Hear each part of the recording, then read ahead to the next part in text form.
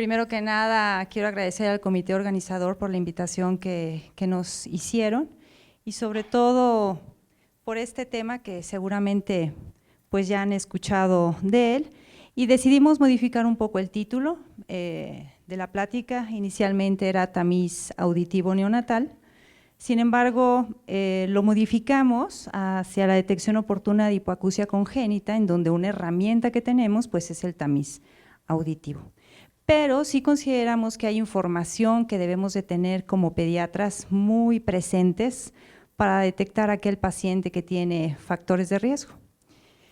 La dividimos en dos partes. La primera voy a empezar a darla yo, y vamos a tocar algunos de los factores de riesgo que debemos de tomar en cuenta, quiénes son los pacientes que debemos de ponerle como mayor atención, y alguna información que para nosotros como médicos de primer contacto pues es muy importante.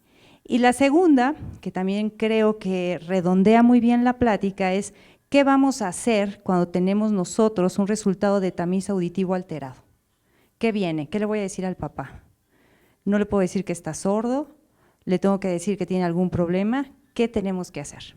Y aunque no somos audiólogos, tenemos la obligación de tener toda esa información para tranquilizar al papá, a la mamá, pero sobre todo orientarlo. Entonces vamos a empezar. La hipoacusia y la sordera representa uno de los problemas más importantes, gracias, al nacimiento, pero también una de las principales causas de discapacidad auditiva en la población infantil. Entonces, la primera pregunta es frecuente la sordera en niños? Sí. En México, pese a que no hay estadísticas confiables acerca de este problema, la Organización Mundial de la Salud ha reportado alguna incidencia, y se toma en cuenta que se puede presentar de 1 a 3 o de 2 a 4 por cada 1000 recién nacidos en población general, o sea, sin factores de riesgo. De acuerdo también a la Organización Mundial de la Salud a nivel mundial, refiere que el 10% de la población presenta algún tipo de discapacidad. En números gruesos correspondería a 650 millones, de los cuales 250 tienen problemas de audición. ¿La que sigue? Entonces, ¿es frecuente? Sí. ¿Con qué frecuencia se presenta? Vuelvo a lo mismo, no hay una estadística confiable en México, pero se ha reportado que tienen de 1 a 3 por cada 1000 recién nacidos, de los cuales 1 por cada 1000 puede tener sordera unilateral, 3 de cada 1000 sordera conductiva recuperable, 2 de cada 1000 sordera neurosensorial bilateral, 1 de cada 2000 neuropatía auditiva, y en aquellos pacientes que tienen factores de riesgo como haber estado en la UCIN, el riesgo aumenta de 20 a 40 por cada 1000, que es bastante alto. Entonces, ahora que ya se habló acerca del tamiz metabólico ampliado, en donde antes que existiera esto, ¿cuál era el tamiz? Lo más frecuente, pues detectar el hipotiroidismo congénito, la fenilcetonuria, anemia de células falciformes. Bueno, pues la hipoacusia y la sordera es aún todavía más frecuente. ¿Cuál es la importancia del pediatra en el diagnóstico de hipoacusia?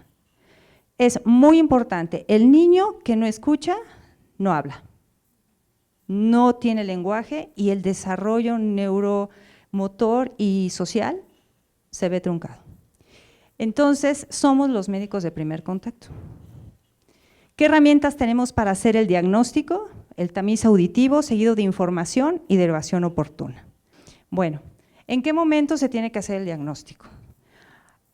Cuando yo platicaba con la doctora Rosete es una audióloga ya con mucho prestigio, fue una de las pioneras en echar a andar el programa de tamizaje neonatal a nivel nacional.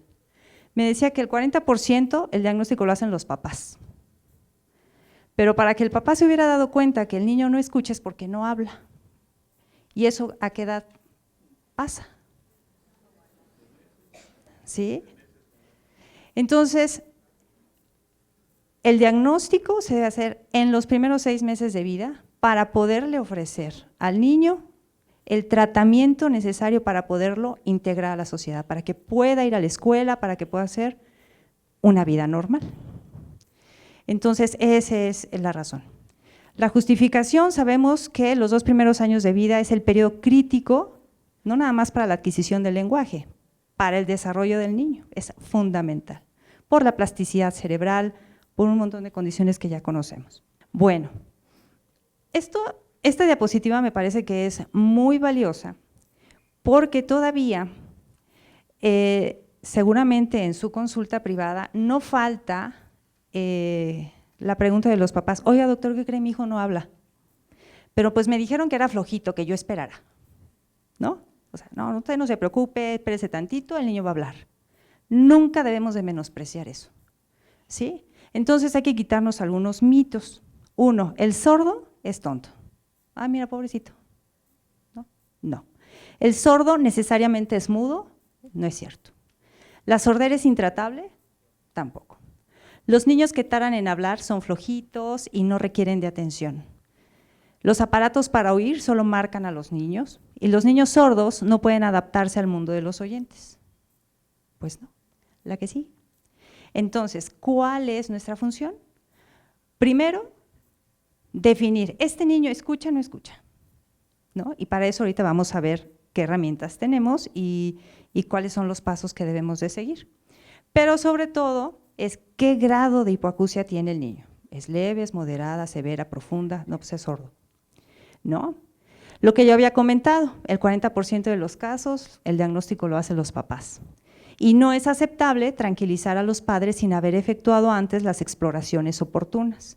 Y aquí creo que es importante mencionar que aquella maniobra que en algún tiempo se utilizó de, ay, vamos a ver, y aplauden, ¿no? Entonces aplaude, sí, voltea el niño, entonces escucha. Pues no. Primero por los decibeles, ¿no? A qué intensidad es el aplauso, pero sabemos que el hacer esto genera una onda de aire y entonces pues estimulas al niño y voltea.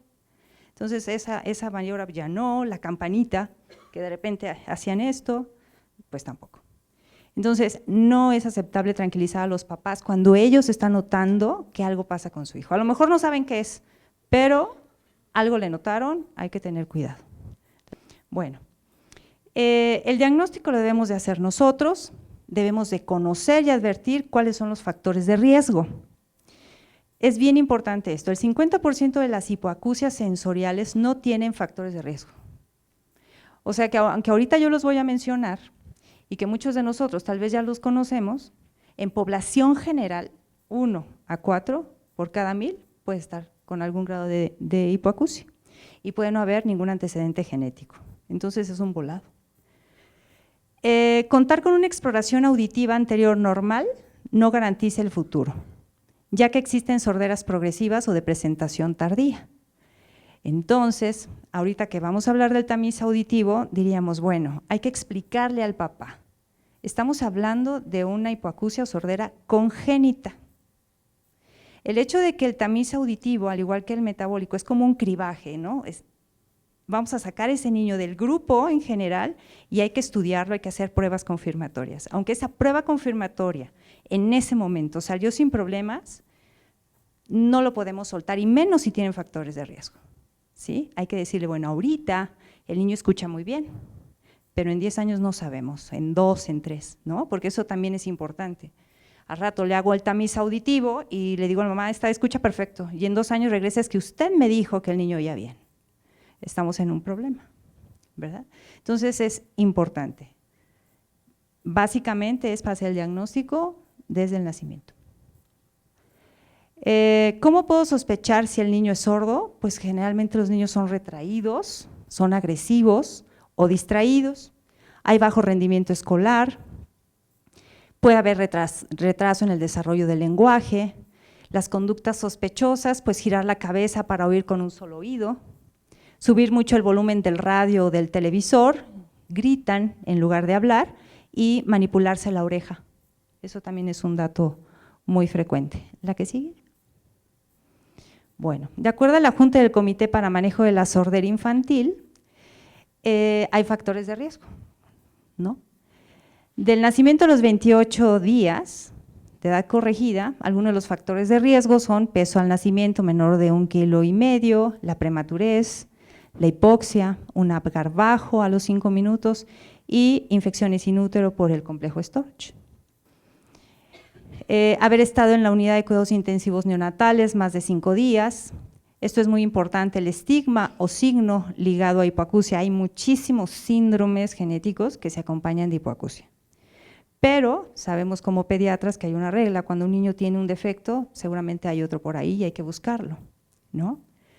La historia familiar, también es importante hacer una buena historia clínica, las malformaciones craneofaciales y la hiperbilirrubinemia. La que sigue. Esto es muy importante, la hiperbilirrubinemia, porque es un problema frecuente, se llega a presentar con mucha, pues lo vemos muy seguido en los niños con prematurez, sobre todo aquellos niños que tienen asfixia, etcétera. Entonces hay que siempre tenerlo en cuenta. En la que sigue, por favor. De los 29 días a los 2 años de edad se considera como factor de riesgo, primero hay que sospecharlo, ¿no? La historia familiar de sordera progresiva, procesos infecciosos, traumatismo craneoencefálico y la administración de medicamentos ototóxicos, que ya los conocemos, ¿no? La que sigue. Las enfermedades neurodegenerativas, como el Charcot-Marie-Tooth, ataxia de Friedreich, enfermedades desmielinizantes, enfermedades infecciosas de la infancia. Y también viene una diapositiva también más adelante, en medicamentos y enfermedades en la mama, ¿no? Entonces hay que tener siempre en consideración hacer una buena historia clínica prenatal. La conducta auditiva normal es importante que nosotros la conozcamos. Muchos de nosotros ya lo sabemos, pero bueno, vamos a dar un repaso general. De los 3 a los 6 meses de edad, el bebé se despierta o se tranquiliza con las voces del papá o de la mamá, giran la cabeza y los ojos hacia la fuente donde viene el sonido. De los 7 a los 10 meses, los niños giran la cabeza y los hombros en dirección de los ruidos que les son familiares, aunque no pueden ver qué está pasando, pero sí se dirigen hacia la fuente del sonido. No es necesario que el ruido sea muy fuerte para ver su reacción, ¿no? La que sigue. De los 11 a los 15 meses, el niño comprende ya algunas palabras y lo demuestra con comportamientos determinados, ¿no? Balbucean al oír su nombre, gritan si oyen un trueno, fruncen la cara, empiezan a hacer mucha mímica, si se les regaña, etcétera. Al año y medio comienzan ya a identificar partes de su cuerpo, pueden señalar sus ojos y dedos y ya emplean algunas palabras, aunque estas pueden no ser completas. La que sigue, por favor. A los 2 años, pues pueden ejecutar órdenes simples, sin gesticular, y emplean gran variedad de palabras comunes para ellos y se divierten cuando se les lee un libro, se les muestra fotos mientras se les habla. A los 3 años entienden y emplean frases con verbos, preposiciones y adjetivos, localicen el origen de los ruidos, ¿no? Y hay algunos niños que emplean frases completas. A los 4 años, bueno, ya los niños hacen explicaciones coherentes de experiencias que acaban de vivir.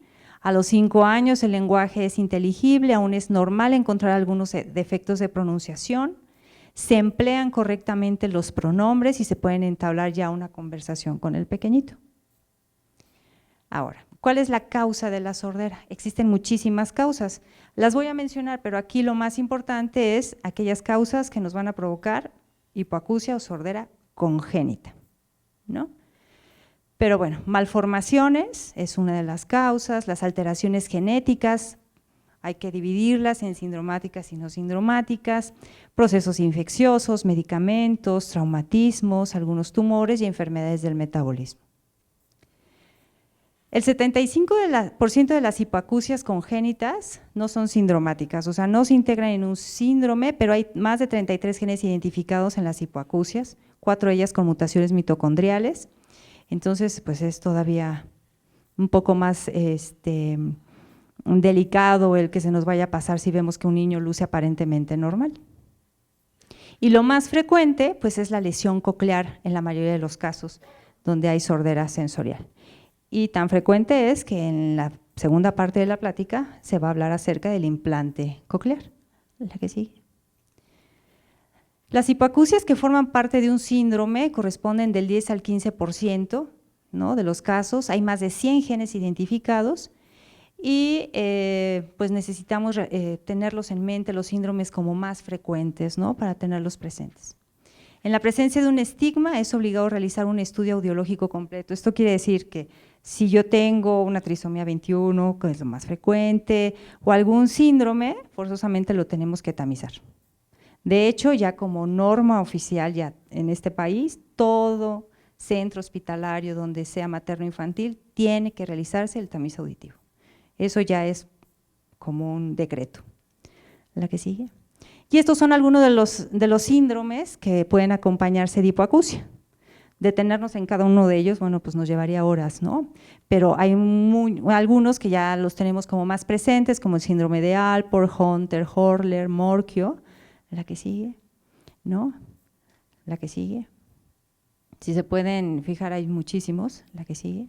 Pero bueno, ya sabemos que el consejo genético es muy, muy importante, pero aunque no sepamos el síndrome, necesitamos tamizarlos. La que sigue.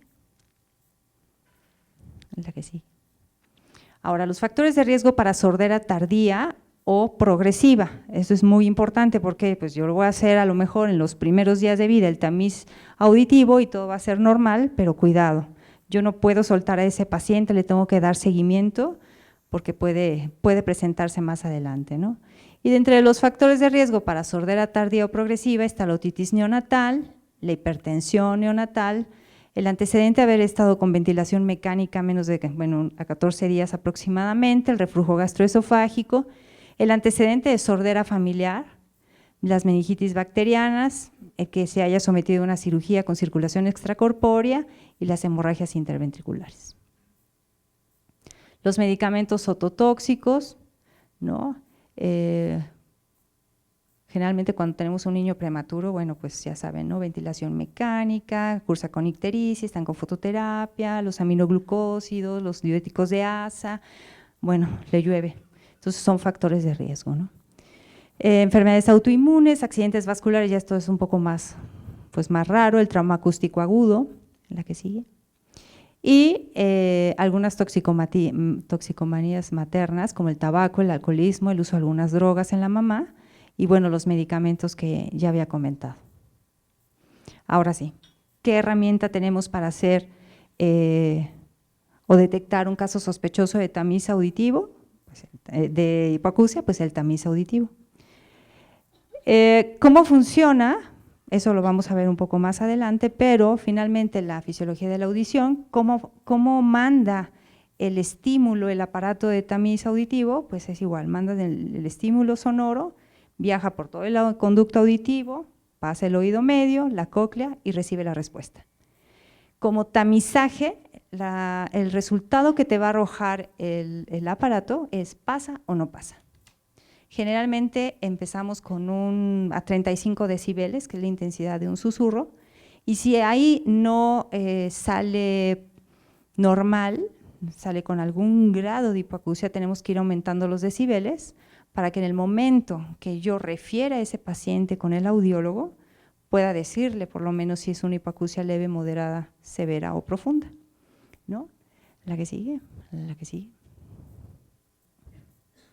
Este es el aparato realmente pues puede variar, hay aparatos que son como muy grandes, otros son muchísimo más prácticos. La ventaja que ofrece esto son, uno, que está la mamá, el niño no tiene que estar desvelado, pero sí es importante, son emisiones otoacústicas, o sea, evaluamos hasta de la cóclea hacia afuera. El estudio confirmatorio pues son los potenciales auditivos evocados del tallo cerebral, en donde ya debemos de citar al paciente con ciertas características, debe de estar en desvelo y normalmente lo hace el médico audiólogo para la interpretación del resultado. Eso sería la prueba confirmatoria. Nosotros hacemos emisiones otoacústicas, ¿no?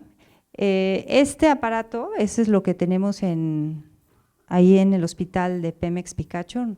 Allí se empezó a hacer el tamiz auditivo desde el 2009 en todas las unidades que están dentro y fuera de la Ciudad de México, y en nuestro hospital hasta el momento llevamos 1042 niños tamizados, de los cuales tenemos 2 casos positivos, entonces sí se cumple la incidencia estimada de 1 por cada 1000, ¿no?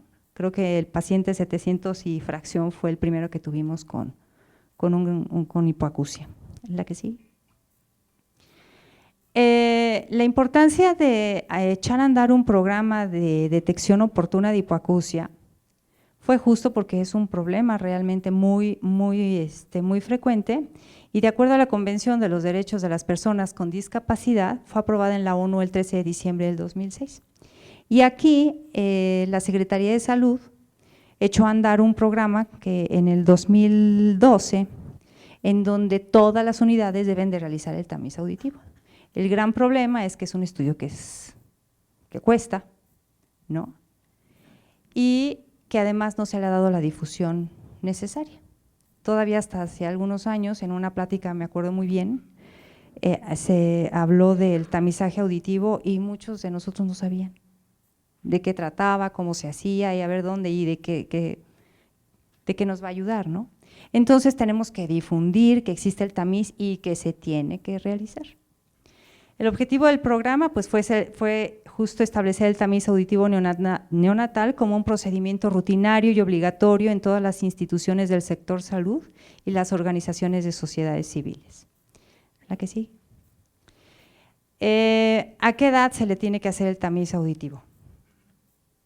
Pues en todo recién nacido, mayor de 35 semanas de gestación, corregidas hasta los 3 meses de edad. Claro, se le puede hacer a los 7, a los 8, pero si estamos pensando que hasta los 6 meses ya debe de estar diagnosticado, pues lo ideal es que desde que nace, cumplida las 35 semanas, máximo hasta los 3 meses para empezar a estudiarlo. ¿Es la que sigue? Las ventajas que ofrece el tamiz auditivo neonatal: 1, es fácil de realizar. Bien entendido, nosotros vamos a hacer un cribaje y vamos a hacer emisiones otoacústicas. Es un poco más complejo ya hacer las pruebas confirmatorias y hacer la interpretación de unos potenciales auditivos evocados. Tiene una alta sensibilidad y especificidad. No existe otro método para detectar objetivamente una pérdida auditiva en el neonato. Nosotros como pediatras es una herramienta muy accesible. La identificación e intervención temprana van a llevar a un buen pronóstico, evidentemente, y el costo-beneficio, pues no tiene precio. La que sigue. Los equipos, como yo les decía, son las emisiones otoacústicas y los potenciales auditivos evocados del tallo cerebral. La que sigue. Y bueno, si se fijan, pues sí, aunque los potenciales es la prueba confirmatoria, realmente tiene una sensibilidad muy cercana. El porcentaje de referencia con unas emisiones otoacústicas pues es el 15%, y falsos positivos realmente el porcentaje es muy bajo, ¿no? Y el costo pues sí es mucho más económico que unos potenciales evocados. ¿Qué hacen las emisiones otoacústicas? Bueno, pues evidencia la función de la cóclea. Representan la energía acústica generada por la movilidad de las células ciliadas externas, capturan como sonidos en el oído externo mediante un micrófono y se grafican y nos da el resultado. ¿Oye? No oye. Y nosotros vamos modificando la intensidad del sonido y vamos aumentando los decibeles dependiendo de en qué momento el niño ya escucha. En la que sigue, por favor. Lo que les decía, los resultados que se arrojan en el tamiz, pues nada más es pasó o no pasó, simplemente. O referido, quiere decir que no pasó la prueba. Ahora, esto es muy importante. Si nosotros realizamos la prueba del tamiz auditivo a las horas de que el niño nació o a los 2 días, muchas veces todavía hay detritus y hay obstrucción del conducto auditivo, entonces cuidado ahí. Yo hago la primera prueba y le digo, ¿sabe qué, señora? No pasó la prueba. Pero hay que tranquilizar a los papás. Eso no le está dando el diagnóstico de nada.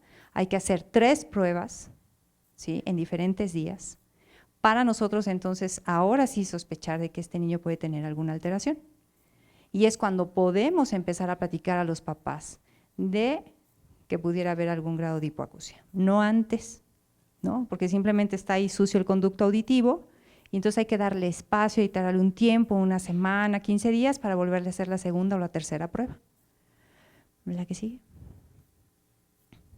Y ya los potenciales auditivos, pues ya es una respuesta electrofisiológica, genera en presencia un estímulo auditivo, pero ahora sí se va hacia hasta la corteza cerebral. La que sigue, por favor.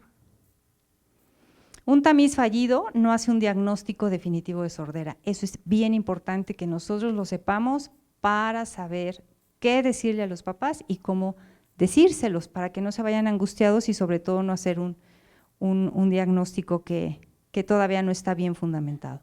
Al detectar una posible deficiencia auditiva se deben realizar estudios de diagnóstico confirmatorio y esto generalmente lo hace el médico audiólogo. La que sigue, por favor. Ese es el aparato que nosotros tenemos en el hospital. Se ve muy aparatoso, pero en realidad es muy sencillo. Se meten los datos del paciente, ¿no? Se colocan unos audífonos en donde sale un estímulo de sonido a 35 decibeles, que es la intensidad aproximada como de un susurro. El niño puede estar comiendo, se alimenta con seno materno, ¿no? Y esperamos el resultado. La que sigue, por favor. Esa es la pantalla que tenemos y que vemos ahí en el estudio. Y bueno, vamos a continuar con la segunda parte de la plática, que creo que es muy importante, porque, ok, ya nos llegó, a lo mejor ustedes le hicieron el tamiz auditivo o no, les llega el paciente, ¿saben qué, doctora? Es que me dijeron que el tamiz salió alterado. ¿Qué vamos a hacer? ¿Qué le voy a decir al papá? ¿Ahora qué sigue? No, pues váyase al otorrino, o ¿qué hago con él? ¿No? Eso es muy importante, ya tenemos el problema y ahora ¿a dónde lo derivamos? ¿Qué le voy a decir a la mamá? Tengo que tranquilizarla porque pues no es fácil decirle su niño no oye, ¿no?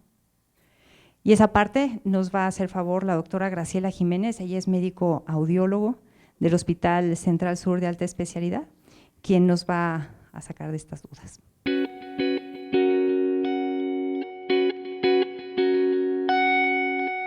Bueno, el primer punto, soy médico audiólogo, no soy médico otorrino. Los médicos audiólogos no somos otorrinos, por lo cual cuando ustedes deriven a su niño lo van a mandar al audiólogo. Ese es speech. Cuando hablamos de tamiz auditivo estamos hablando de niños recién nacidos o al mes, 2 meses de nacidos. ¿Qué pasa aquí? Bueno, pues tenemos unas emisiones otoacústicas, como bien lo decía la doctora, el tamiz auditivo, el equipo que se tiene en el hospital de Pemex es un equipo muy grande. Hay equipos de emisiones otoacústicas del tamaño de la palma de la mano. Eso es para poder llevar a diferentes partes en los hospitales.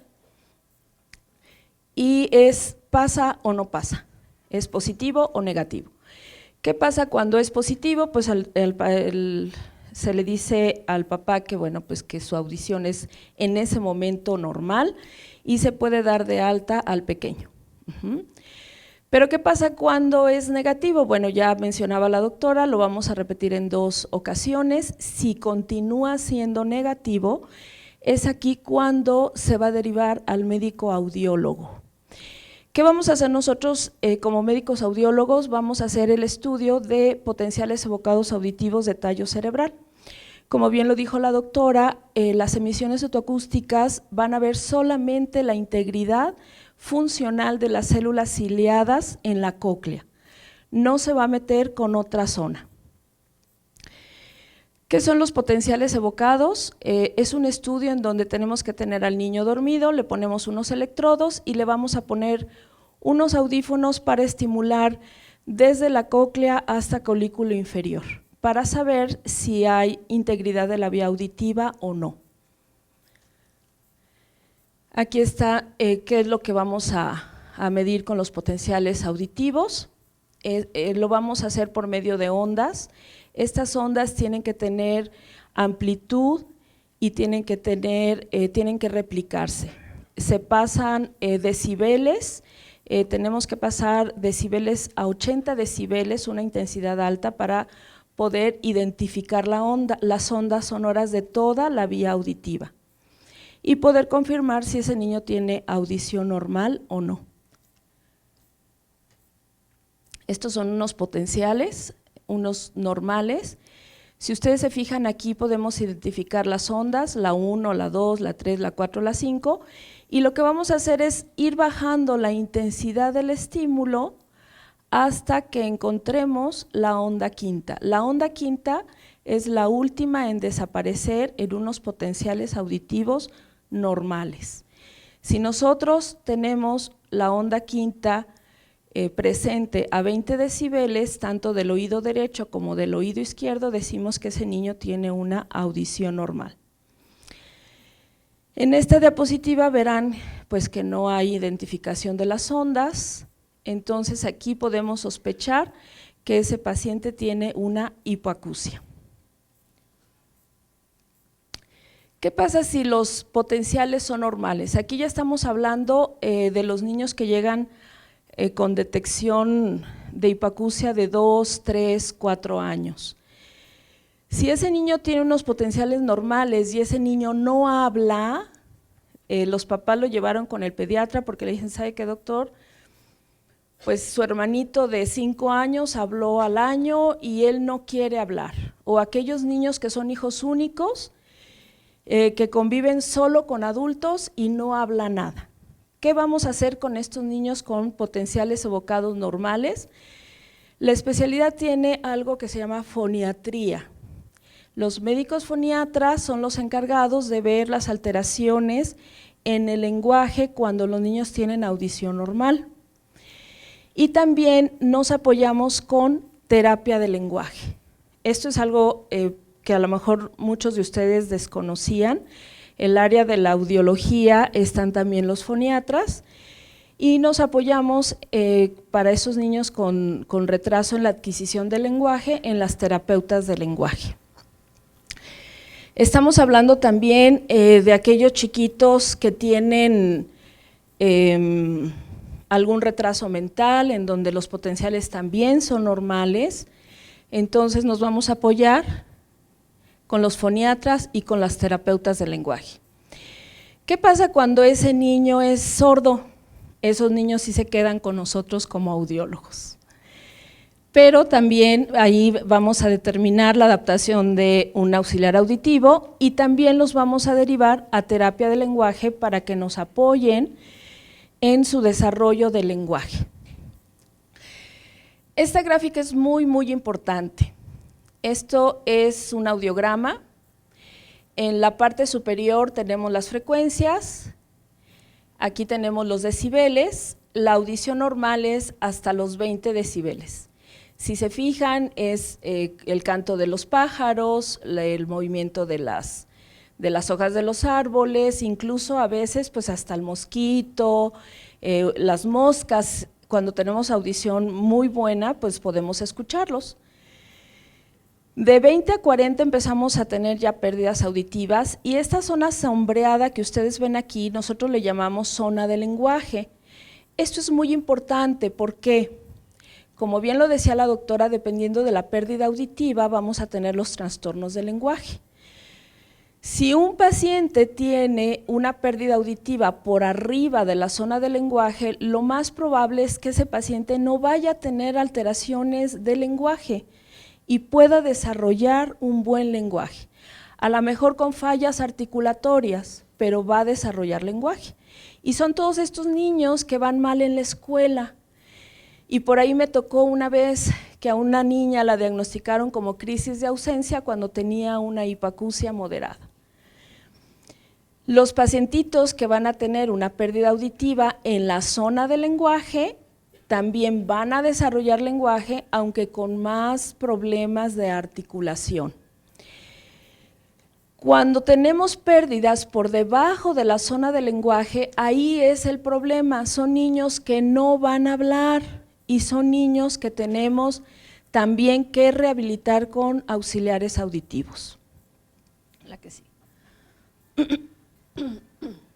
Bueno, aquí ya ven normalidad, hipoacusia leve, moderada, severa y profunda.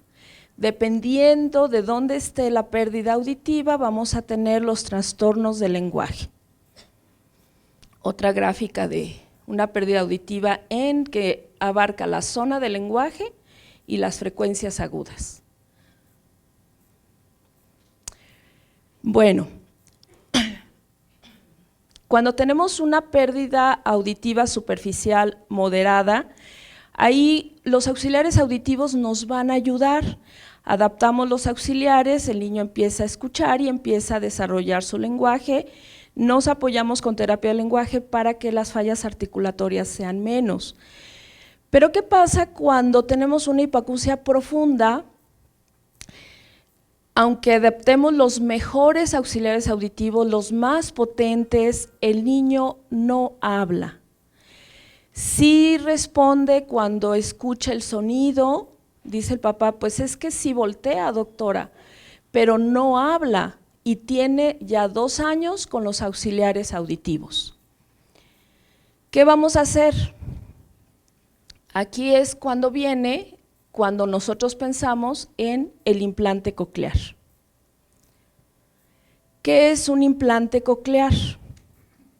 Es un dispositivo para escuchar mejor, estimula directamente las células ciliadas y requiere una cirugía. ¿Quiénes integran el protocolo para determinar si ese pequeño es candidato a implante coclear? No todos los niños son candidatos a implante coclear.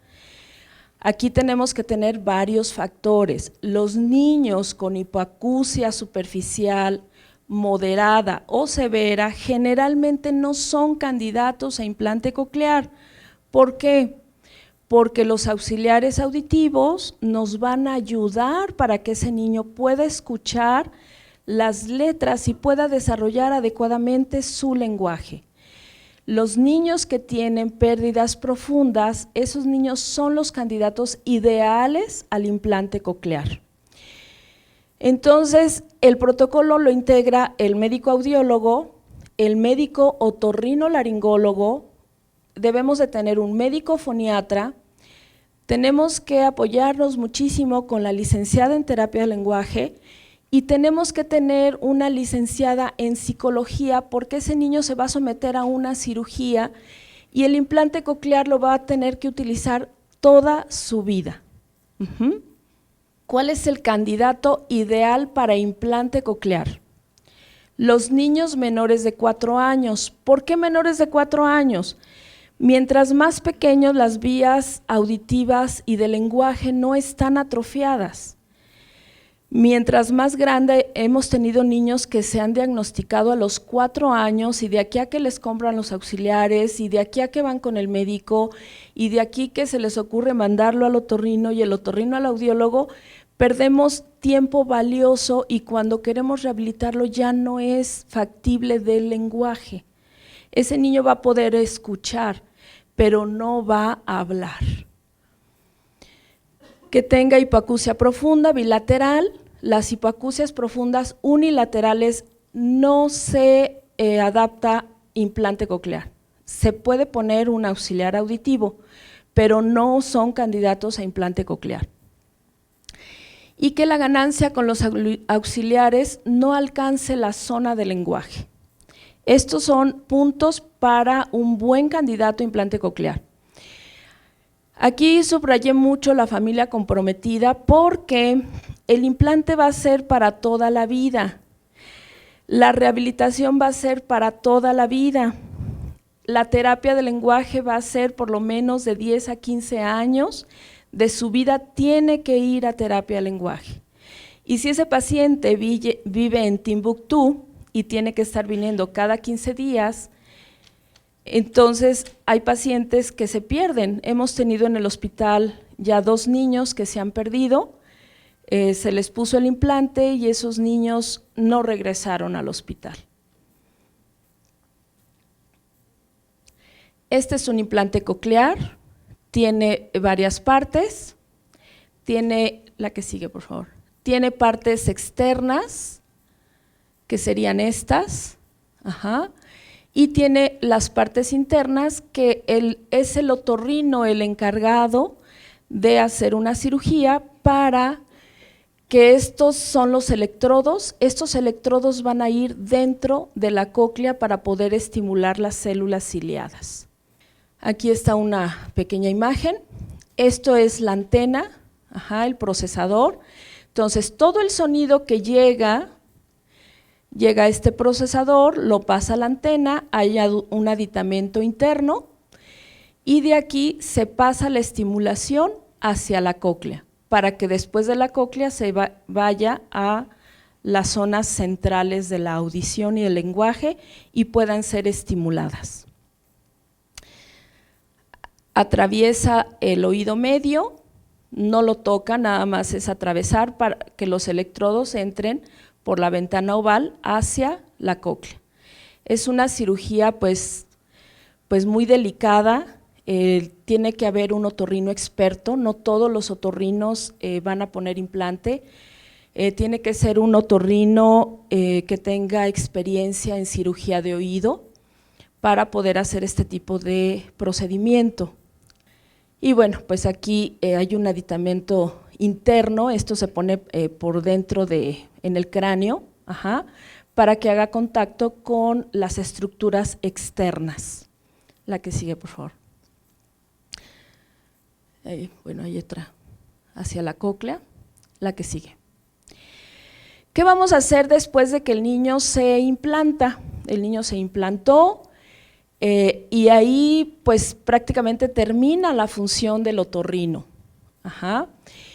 Al mes vamos a activar ese implante coclear, lo vamos a prender para que el niño empiece a escuchar y también lo vamos a mapear. No es nada más opérenlo, préndanlo y que haga su vida. No, tenemos que irlo programando en nosotros como audiólogos. El implante se conecta a una computadora, tenemos una base de datos y ahí vamos a ir programando, son 22 electrodos, vamos a ir programando electrodo por electrodo, hacer que ese umbral auditivo nos vaya subiendo. Recuerden que son hipoacusias profundas y con la estimulación eléctrica podemos llegar a tener audición normal con el implante coclear. Pero eso no lo podemos hacer de un jalón porque le va a molestar al niño. Lo tenemos que hacer paulatinamente, por eso con nosotros van a estar viniendo cada mes durante un año. Posteriormente van a estar viniendo una vez al año. Las estructuras internas no se van a cambiar a menos que el mismo oído lo rechace, que afortunadamente con el material que están hechos los rechazos son mínimos. Lo que se va a estar cambiando son los aditamentos externos, porque con la tecnología va avanzando tanto que ahora los niños implantados pueden escuchar música de su celular, pueden escuchar la televisión, pueden meterse a nadar con el implante, o sea, todo esto cada año, cada 2 años sacan un nuevo modelo de implante. Esto funciona, las estructuras externas trabajan con pila, entonces también eso el paciente y el familiar tienen que irse actualizando. El inicio de la terapia del lenguaje lo va a tener previo a la cirugía y posterior a la cirugía. Tiene que acudir con la terapeuta del lenguaje cada 15 días por un año hasta que empiece a consolidar su lenguaje. La terapeuta nos manda un reporte a nosotros como audiólogos para saber qué letras está pronunciando mejor o en cuáles está fallando para nosotros poder moverle al implante en la programación. Y bueno, pues no me resta más que ustedes como pediatras pues son el primer contacto, hay que estar pues muy atento de las fases en el lenguaje de los niños. Como bien decía la doctora Michelle, el tamiz auditivo es una herramienta muy buena que a nosotros como audiólogos nos ha dado muy buenos beneficios. ¿Por qué? Porque los niños ya no se detectan hasta los 3 o los 4 años. Hemos estado detectando niños desde el mes de nacido, los 2 meses, y eso es una maravilla porque les podemos dar herramientas para que su lenguaje sea acorde con su desarrollo. Cuando nosotros detectamos un bebé sordo, no va a ir directo al implante, tenemos que meterlo al mundo del sonido, le adaptamos primeramente un auxiliar por 6 meses mientras se hacen todos los requisitos para saber si es candidato a implante.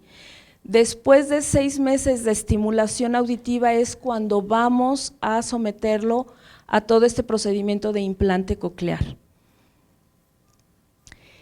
¿Para qué? Bueno, pues para que ese niño, ya sea con el auxiliar auditivo o con el implante coclear y una buena rehabilitación, pues pueda ser un individuo normal con un desarrollo absolutamente normal. Muchas gracias.